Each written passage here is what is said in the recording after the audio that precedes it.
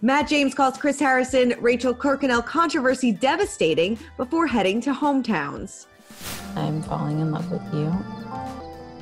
And I can say that I am falling in love with you, Matt. It's nice to see how much he cares about me. Plus, Serena P realized that Matt was not the one. I don't think that you're my person. And Dale and Claire are giving it another shot. Everything we know about their rekindled romance. Plus, former Bachelor Arie Luyendyk Jr. and wife Lauren Burnham open up about what really goes on behind the scenes. I think as a lead, you have, I wouldn't say you have 100% control. I mean, it is a TV show, so there's going to be aspects of that always to make it entertaining. We've got that plus so much more on today's Here for the Right Reasons. Hey guys, Christina Garibaldi here with Us Weekly Associate Editor Sarah Heron. Welcome to Here for the Right Reasons. Sarah, another week, I don't even know how to describe this season anymore. I know. There's not so much. I mean, stuff did happen on the episode we're going to get to, but it feels like everything happening outside of Bachelor Nation is kind of overshadowing what's happening on our screens. I totally agree with you. So before, like you said, before we kind of break down this whole episode, we have to talk about what Matt said before the episode aired. And he released a statement saying that the Rachael, Chris Harrison situation was devastating and heartbreaking for him. Yes, he said the last few weeks have pushed him to reevaluate the process the experience, what the show represents, not just for him, but all of the contestants and people of color. I mean, I feel like people were waiting to hear from Matt, and I'm glad he took time to collect his thoughts, because this is so much for him everything has changed. I feel like everything has changed. And we were just saying, you feel bad for him because this was supposed to be a season. We had our first Black Bachelor after, 40 seasons of The Bachelor, Bachelorette. Like this was supposed to be a monumental, historic season. And it is so clouded by all of this drama going on outside of the show. And, like he said, he's learning about this all in real time. Like he had a relationship with Rachael Kirkconnell. Like, this was, and you see that she could very well be a front runner. Like he is definitely falling for her, and he's learning about all of these things. Somebody that he thought Chris Harrison was probably a friend or a mentor to him. Now he has to question that relationship. There's just a lot for him to process, and especially the first time ever being on reality TV. I know. I mean, I think that it all comes back to that. We've been saying that even before this happened. Like he is not used to this already, and now this season has just really taken a turn. And of course, you have to wonder, like, where did he pick Rachael? Were they in a relationship? Are they in a relationship now? Is she sitting next to him as he's trying to go through this, or did they already break up? If she does win.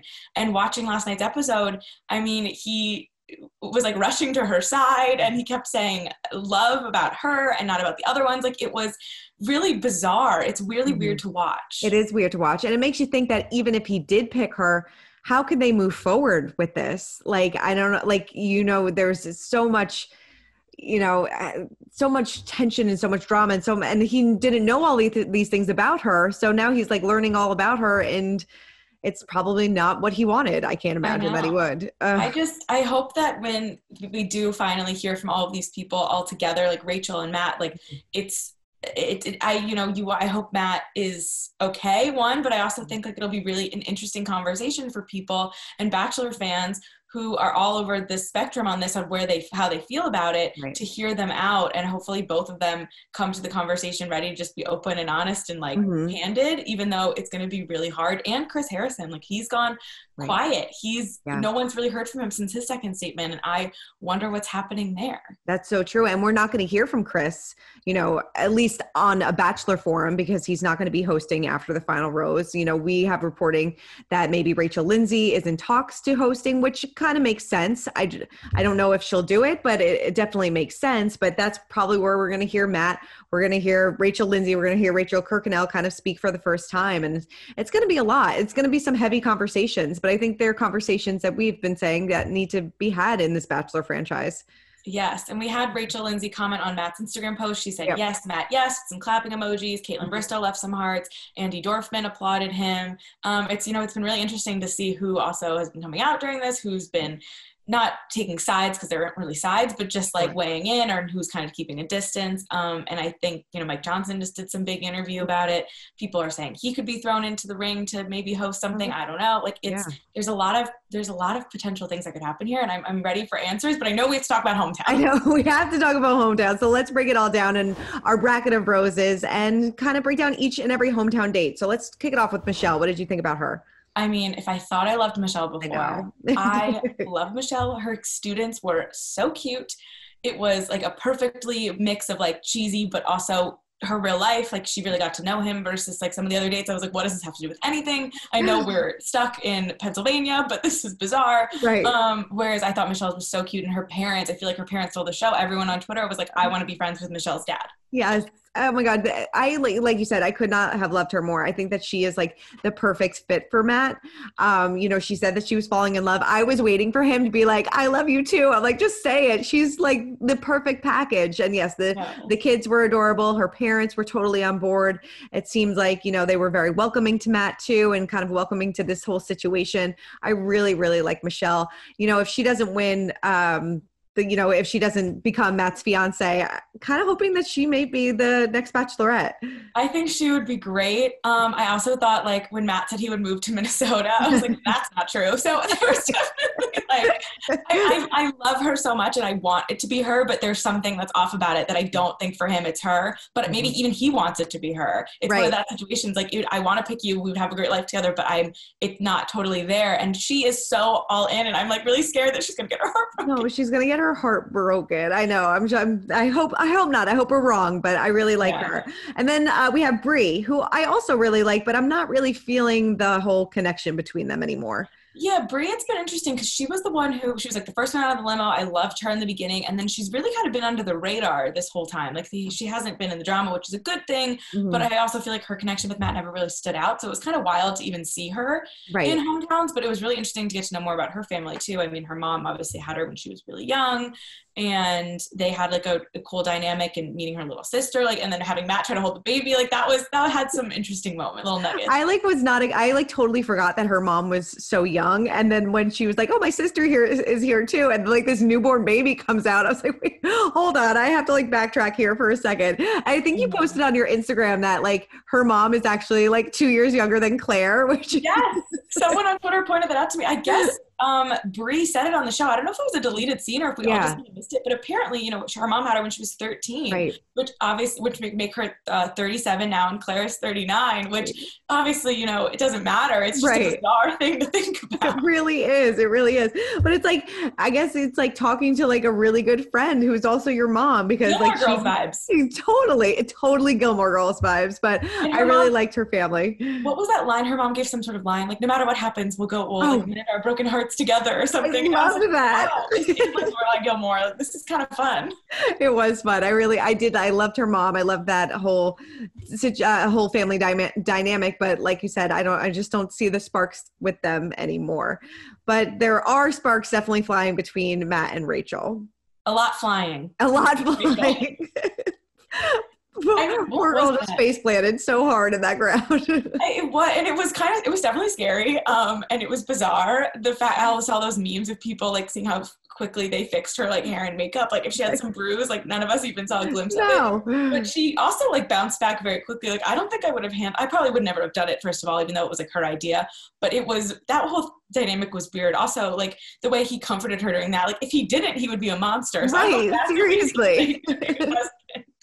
What's it going to be like? Get up, we got to go. Like she just. Bachelor, that's the problem with this, and we'll get into Claire and Dale, but it's the same thing. Like when she was like, he shows up for me. It's like he has nothing else to do.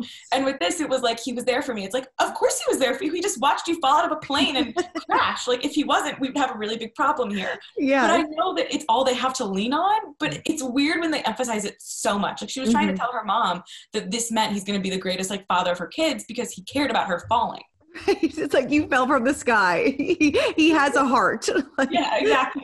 He has a heart. Her parents, I felt like, were kind of the classic mix of, okay, there's 3 other girls left, like relax. But then they could tell that she was so into him. Yeah, so into him. Yeah, her dad was a little hesitant about everything. Was like, are you saying the same things to all of these other girls? Which really he's not, though. Rachael is the only one that he said that he was falling in love with. So We're going to have to wait and see what happens. And then, of course, there's Serena P, who kind of, we'll talk about her breakup in just a little bit, but, she just kind of had a meltdown. She just realized that this was not for her anymore. Yeah, I think it checks out sometimes with the hometowns because you do get out of that bubble. I mean, even last week, I feel like on her second one-on-one, she wasn't totally still into him. Yeah. He was almost trying to convince her to be into the show and trust the process, which I know they get it. I just feel like this has been a classic case if she just hasn't been that into him. Right. Totally. Somehow made it all this way. And she's like, why am I still here? Yeah. I mean, we kind of saw that a little bit with Brendan in Tayshia's season when he just wasn't ready for the engagement. And he was like, how did I end up in the fantasy suites dates? Like, how did I get here? And he was like, I just have to remove myself, which I think is a good thing to do rather than get to the end and be like, oh my God, now I'm engaged. What am I going to do about this? So at least go ahead. What did you think of Matt not going into it and not planning on asking any of the dads or any parents for their hand? I thought that was pretty well played. I thought that was well played too, because it's like, why are you giving all of these people false hope? If if you have your mind made up, why are you going to do that? I did appreciate that. I thought it was respectful to the families, because all those families are going to leave them being like, okay, my daughter's going to get engaged in a couple weeks. Yeah. I mean, I know that he wasn't on the show, but I feel like Matt did get very specific advice on what to do. And I feel like maybe Ben Higgins was like, listen, I called Lauren Bushnell's dad right before whatever, and it was great. And that made it secured. And I feel like maybe he took advice from certain people like that, because that was a smooth and smart move versus then if you do end up breaking up and after the final rose, it's you talk to my dad and you ask him, that's when you're like, crap, how do I get out of this? How do I backtrack from this one? But yes, no, I thought he handled hometowns really well. Yes. Well, we've seen hometowns forever, of course. And we have former Bachelor Arie Luyendyk Jr., who knows all about that. Oh, yes, he does. So I sat down with Arie and his wife, Lauren, recently, who revealed just how much control the lead actually has on the show. Arie, you have said to us in the past that, you kind of felt like sometimes the lead was set up to fail. Did you guys ever feel pressured at all to make certain decisions for the producers, or did you feel like you had complete say in what happened? I think as a lead, you have, I wouldn't say you have 100% control. I mean, it is a TV show, so there's going to be aspects of that always to make it entertaining.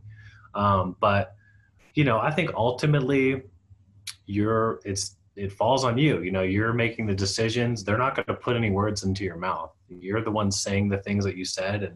And so can you be led one way or the other? Yeah, of course. But at the end of the day, you're the one making the decisions. So don't you think? Yeah. There is, obviously it's a TV show. There's going to be some there's going to be some aspects of it that are twisted and turned to make a story. Right. But, we all make our decision at the end of the day. I was laughing because we talked about this morning, and we did. Arie's turning red. I'm turning red because you don't want to say the wrong thing, because there is obviously a TV show being made, but there are still real relationships. We're proof of that. So we can't just totally knock it, because we're here and we're so happy, and it worked for us. So will I say that it's for everybody? No. I mean, you have to have some tough skin, and you have to realize that at the end of the day, they are making a TV show. Right. No, that's true. I mean, I don't know if you can say, but were you ever encouraged to keep people longer to stir up that drama, or were you able to kind of say goodbye to whoever you wanted to? If you absolutely were like, no, she's got to go, that contestant would leave. If you put your foot down and you felt really strongly about something, then yes. But they might say to you, they might go, well, if we keep so-and-so until next week, we'll give you an extra hour with another person that you might want to hang out with. And then you're like, oh, that sounds pretty good. Yeah. You kind of work hand in hand with them. It's like a negotiation. Yeah, it's a negotiation. Exactly. Yeah. I thought this was interesting. It's it's almost like a bartering system. Like if you wanted to keep certain people around, then you would get some more time with the people that you actually really like. It's kind of like this whole negotiation, which I thought was interesting and kind of makes sense. I think it makes so much sense. And I like finding out stuff like this because, of course, it's a television show and we have to, know that there's producers and stuff. But I like it when it I can wrap my head around this. Sometimes I feel like there are claims that that are so on the other way, or so like, of course nothing's changed. Like people sometimes are too black and white about it. This made sense to me. Right. Like the whole, I really like her, make sure she doesn't go away. And then the producers being like, okay, but if you talk to her too much, it'll be obvious. So you have to go on a date with X, Y, and Z. Then we'll get you there. Like it makes sense to me. Yeah, it totally and like Ari and Lauren said, they are making a TV show. Like they have to create some entertainment. If you wanted to hang out with the same person over and over and over again, they wouldn't have a show. So, you know, you have to understand that some things are staged, but other things aren't. So, all right, well, let's move on to our cringe of the week. Oh my God. I mean, well, we had face planting after her skydiving incident, which was also a little cringe, but had some cuteness too. But then we have Serena P just being like, you are not it, bro. I'm just not that into you. It sucks to hear that, but I felt it after I left that conversation with your family, that like, there was like something off with you, you know? It just stinks. This breakup, I mean, she was kind of harsh. I like saying like, you are not my person. I saw a bunch of things. Their Twitter was being so funny, including one like editing a Grey's Anatomy meme of like Christina and Meredith like, you're my person. And it was like the little carrot, like, you are not my person. I love that. Where that all like started, the you're my person thing. And then also I saw people being like, oh, like Serena flipped the switch, like she's the batch, she's the lead now, and Matt is like the devastated contestant who just got dumped. It's so true. It's so true. I mean, do you think that Serena has like Bachelorette frontrunner vibes after this? I mean, she's so young. We have to remember she's only 22 years old. So that means our contestants could probably be teenagers, but that's my only problem with her. I think she's super sweet. I think she just still has a lot of life to live, including the fact that like she's 22 and she was talking about, you know, getting hurt before, and she handled this all really mature, but I feel like she has like a whole life to live. It kind of reminds me of like Hannah Ann. Like she didn't need to be engaged to Peter. Like she's going to go on to bigger and better things. Like I feel like Serena P doesn't want to be tied down. And she probably thinks Matt's a great guy, and that's probably what kept her there. She's like, oh, well, like, who wouldn't want to be with him? Like, he's a great guy. But then she's also like, I'm 22. Why do I need to be married? Right. I don't need to be married. I don't need to settle down right now. Like you said, I have this whole life to live. I feel like maybe we'll see her on Paradise if Paradise happens. Yeah, if Paradise happens. I feel like with Matt, it was just like such a wake-up call, even though it's kind of been so obvious that like Rachael and even Michelle were kind of more front runners. Mm-hmm. There was something about Serena P. I think it was bothering him that he couldn't figure out like why she wasn't totally there. Right. And it was his first time as the Bachelor where it wasn't like mutual. Whereas like when Kit left, like he kind of was like, yeah, I like you, but like I see we're going in different directions. When Abigail, like he was like, I love it for it to be you, but like it's just not. Like she kind of like, it was kind of more mutual. This I feel like was the first time Matt was like, oh, you're like, I'm not choosing what's going on here. Yeah. I'm being blindsided for the first time. Yeah. All right. Well, let's move on to our Where Are They Now segment. And as we all know, Claire and Dale, didn't see this one coming, are back together. Oh my God. And they're touring Florida. God. Every drink place, beach, holding hands, now they're making out. I mean, are we shocked or are we confused? What are we? I'm confused because like, I mean, things got like messy on social media. Like he put out this statement that she said didn't know what was going to happen. And then he went on Instagram Live saying, you know, even though I have a smile on my face, I'm heartbroken. It just got really weird. Rachael Lindsay came out saying that he's just doing it for the fame, which I think a lot of people agreed with. And now all of a sudden, then she blocked him, I think, on Instagram. And then like 2 days later, they're seen down in Florida together. I mean, I think this is like the classic. So this all happened in January. Mm-hmm. And then almost like a month to the day, it was when the Florida picture started. So I feel like it was, they broke up. Dale must have just been like, because we knew for a fact, like he was the one who called it off. She wanted to like keep trying. And he was like, I'm out. And he was like, it was too much. Like he didn't want to be engaged and he was over it.